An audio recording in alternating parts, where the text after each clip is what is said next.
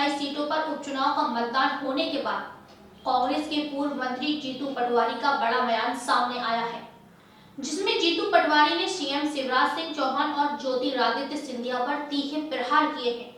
उन्होंने कहा कि एक पिता अपने सोते हुए बच्चे को गोली मार दे, ऐसा कृत्य सिंधिया ने किया है। मध्य प्रदेश में जनहित से चुनी हुई सरकार को गिराने की साजिश सीएम शिवराज सिंह और ज्योतिरादित्य सिंधिया ने की है। अगर हमारी सरकार 5 साल में कोई काम नहीं करती तो जनता तय करती कि कांग्रेस का क्या करना है। 2018 के विधानसभा चुनाव में राहुल जी ने मध्य प्रदेश में 2 नेताओं को भेजा था।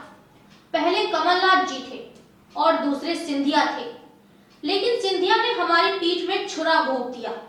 28 विधानसभा क्षेत्रों की जनता सीएम शिवराज और ज्योतिरादित्य सिंधिया को उनके द्वारा किए गए महापाप की सजा जरूर देगी। ये ज्योतिरादित्य सिंधिया ने, मैंने हर बार कहा, कैसा कृत्य किया। कृत्य ऐसा किया, एक पिता अपने बच्चों को सोते हुए को गोली मार दे। जिसने हम लेके जिसको आगे आए उसी ने अपने अहंकार, घमंड और ऐसी परिस्थितियां निर्मित की जिससे उनका इतिहास 200 साल पुराना पूरे प्रदेश को याद आ गया, उनके परिवार का इतिहास याद आ गया। ऐसी परिस्थितियां बनी कि जो व्यक्ति अपने आप को अति लोकप्रिय कहता था, चुनाव पूरा चला, कुर्सियां खाली रहने लगी। परिस्थिति, मनोस्थिति क्या बनी? पहले मैं टाइगर हूं, 2 टाइगर है, मैं कौवा हूं, और आखिरी में जाके तो मैं क्या बोलने में मुझे शर्म आती। हम नहीं कहते हैं, कमलनाथ जी पे आरोप प्रत्यारोप हुए। इन सब बातों के बाद कमलनाथ जी ने कहा कि मैं ऐसे शब्दों का उपयोग ही नहीं कर सकता हूं। उद्देश्य क्या था? लोगों को भ्रमित करना, जनता को भ्रमित करना, इधर उधर की बातें करना।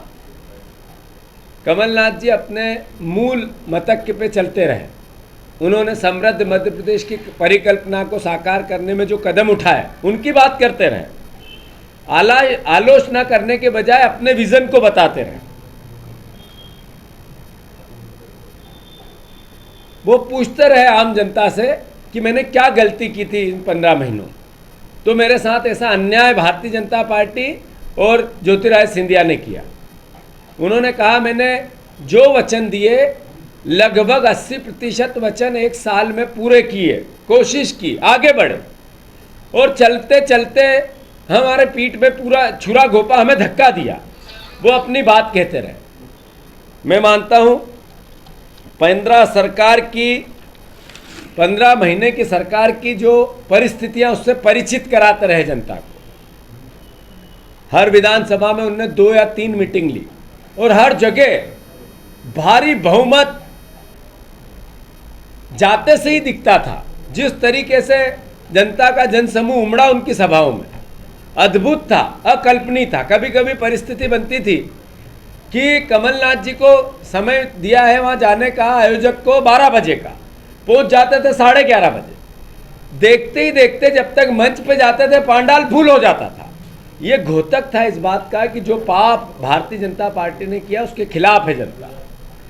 मैं मानता हूं ग्वालियर का रोड शो अद्भुत, ऐतिहासिक, सड़कें पटी पड़ी थी आम जनता से कमलनाथ जी के स्वागत सत्कार में। मैं मानता हूं ये सब बातें घोतक थी इस बात की कि इतना भारी बहुमत से भारतीय जनता पार्टी को धूल चटाएगी मध्य प्रदेश की जनता, 28 सीटों की जनता। मुद्दों पर शिवराज सिंह जी ने कभी बात नहीं की। उन्होंने बात काय पे की? कमलनाथ जी का उपहास उड़ाया। उनको क्या क्या न कहा कमलनाथ जी के लिए। उनको एक बार शिवराज सिंह जी ने पापी कहा, बीजेपी के अध्यक्ष ने उनको कलंकनाथ कहा, सांसद ने भारतीय जनता पार्टी के कमरनाथ कहा, बीजेपी के पूर्व अध्यक्ष तो इससे आगे जाके उनको आतंकवादी कह गए। ये मर्यादा, ये शब्द, ये भारतीय जनता पार्टी के आपके डोमेन में, पब्लिक डोमेन में, उल्टा चोर कोतवाल को डांटे। इन परिस्थितियों के बावजूद शिवराज सिंह जी अलग अलग मतक, अलग अलग भावनाएं, मीडिया परसेप्शन बनाने की कोशिश करते रहे। कि कांग्रेस पार्टी भाषा शैली का ध्यान नहीं रख रही है, मर्यादा का ध्यान नहीं रख रही है। मैं मानता हूं उन्होंने परसेप्शन बनाने की खूब कोशिश की, मैं गरीब हूं, मैं किसान हूं, मेरे को भूखा कह दिया, पर जनता ने सब चीज़ों को नकार दिया और सिर्फ मुद्दों पे रही। कमलनाथ जी जो विज़न लेके आए थे उस विज़न को ध्यान रखते हुए आसपास चुनाव चलता रहा, इनका एक भी संगुफा न चला। यहाँ तक कि जैसा मैंने कहा ज्योतिरादित्य सिंधिया ने किन शब्दों का उपयोग किया, मुझे शर्म आती है वो शब्द उनके लिए बोलने में अब कि उन्होंने ऐसा कहा। मैं चूँकि हम राजनीतिक मर्यादाओं का ध्यान रखते हैं, हमारी हर परिस्थिति में राजनीतिक मर्यादा कांग्रेस पार्टी का मूल भाव होता है। मध्य प्रदेश में पहली बार जनमत से चुनी हुई सरकार को गिराने का महापाप भारतीय जनता पार्टी, शिवराज सिंह चौहान और ज्योतिरादित्य सिंधिया ने किया। 3 बार के मुख्यमंत्री शिवराज सिंह चौहान बयान देते रहे कि मैं चिमटे से भी न छूंगा ऐसी सत्ता को जिसमें मुझे बहुमत न मिला। मन बदला, लालच आया, षड्यंत्र रचा, खरीदी बिक्री हुई।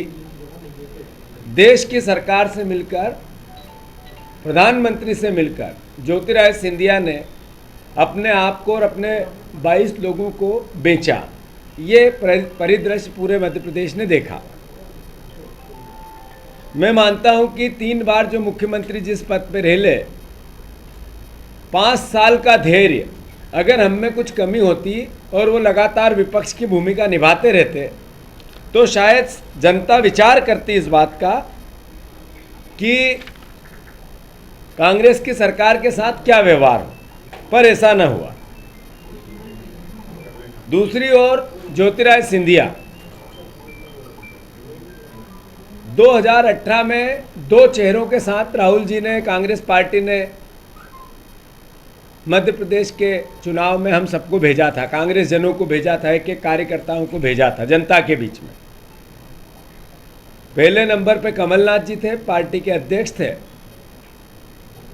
और कैंपेनिंग का कमान ज्योतिरादित्य सिंधिया जी को मिला था। 15 साल लगातार भारतीय जनता पार्टी की यातनाओं को सहता हुआ हमारा कार्यकर्ता, अटाटूट मेहनत जितनी ताकत से की, और उसके बाद जो हमारी सरकार बनी, जो चेहरा दूसरे नंबर का हमारा था उसी ने हमारे पीठ में, लोकतंत्र की पीठ में छुरा घोंप दिया। मध्य प्रदेश ने एक जन ने इस बात को देखा, कांग्रेस जन ने देखा, आम जन ने देखा, भारतीय जनता पार्टी और आरएसएस के लोगों ने भी देखा। षड्यंत्र हुए, खरीदी बिक्री हुई, प्रलोभन हुए, भ्रम, झूठ, पाखंड, हर तरह का मायाजाल रचने की कोशिश हुई, जैसा फिल्मों में होता है, कहानियों में होता है, काल्पनिक जो फिल्में बनती, वैसा कृत्य ज्योतिरादित्य सिंधिया और शिवराज सिंह चौहान ने मिलकर मध्य प्रदेश की राजनीति में किया। मतदान में मध्य प्रदेश की जनता, कांग्रेस पार्टी, सारे 28 विधानसभा के परिवारजनों का आभार व्यक्त करना चाहते हैं, साधुवाद व्यक्त करना चाहते हैं कि महामतदान लोकतंत्र की हत्या के महापाप का महासजा देने वाली है 28 सीटों की हमारे आम मतदाता शिवराज सिंह जी और ज्योतिरादित्य सिंधिया को। मैं मानता हूं सरकार भारतीय जनता पार्टी की इस परिस्थिति में, जैसा कि सर्वविदित है, रोज मीडिया डोमेन में बातें हैं, कंगाल हो चुकी है, आर्थिक दिवालियेपन पे है। नगरीय निकायों को जो पैसा 324 करोड़ देना था वो लगभग 200 करोड़ रुपए रिलीज कर रहे हैं। 6 महीने से कर्मचारियों की, खासकर नगरीय निकाय के कर्मचारियों की तनख्वाहें नहीं बटी है। ये घोतक है इस बात का कि भारतीय जनता पार्टी ने जो 7 महीने में कुकृत्य किए, मध्य प्रदेश को कहां ला के खड़ा कर दिया। शिवराज सिंह जी चौहान ने सिर्फ मेरी सरकार बनी रहे, सिर्फ भाषणबाजी, घोषणाएं, नारियल और उन विधानसभाओं में भूमि पूजन, और सारा फंड ले जाने की कोशिश मध्य प्रदेश के आर्थिक हालात को बिगाड़ दी है। मुझे तो डर है, शंका है कि एक दो दिन में कहीं पेट्रोल डीजल के भाव बढ़ा के एक आध हफ्ते में वो वसूली चालू नहीं कर देगी। तो नीतिगत निर्णय कोई भी ये सरकार 10 तारीख तक नहीं लेना चाहिए, क्योंकि ये सरकार जाने वाली है और कमलनाथ जी आने वाले हैं। मैं मानता हूं ये सब बातें, जैसे कि कल कमलनाथ जी ने भी कहा, कांग्रेस पार्टी ने चुनाव आयोग को आवेदन दिया है। अति संवेदनशील जहां जहां बूथ थे उन बूथों पर पुलिस की मौजूदगी के अंदर लूट हुई, वो चाहे मेहगांव की बात हो चाहे सुमावली की बात हो, वहां फिर से मतदान कराने की मांग कांग्रेस पार्टी ने की है। हम चुनाव आयोग से मांग करते हैं कि उसको दृष्टिगत रखते हुए निर्णय ले। जहां तक प्रश्न है, मैंने जैसा कहा, मैं फिर से एक बार मतदाताओं का आभार व्यक्त करता हूं।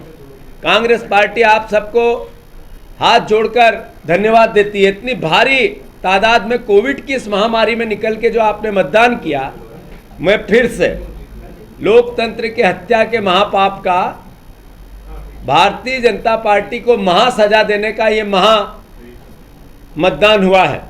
मैं मानता हूं कि कमलनाथ जी की नीतियां, उनका व्यक्तित्व और उनकी सोच मध्य प्रदेश की आम जनता ने आत्मसात की है।